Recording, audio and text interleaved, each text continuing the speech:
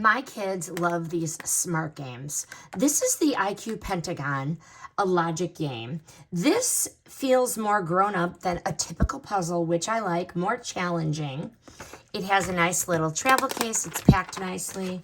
And there are 120 challenges in this book. Okay, so this is what you do. You're going to pick a puzzle, okay?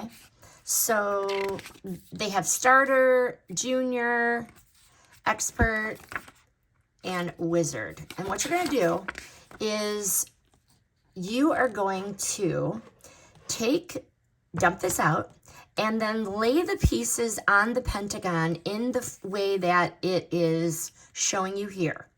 And then what you do is you have to place the rest of the pieces in the puzzle. So the Pentagon shape board definitely makes it feel different from the basic logic board. The other one we have is circular. This one is definitely more challenging. So to play, you're gonna open it up. Okay, you're going to choose a puzzle. So let's pretend we were doing this one. You would dump it out. You would keep the red one and where it shows red, you'd put the blue where it shows blue, and then the navy blues. And then you're going to use the remaining pieces to try to put the Pentagon back together.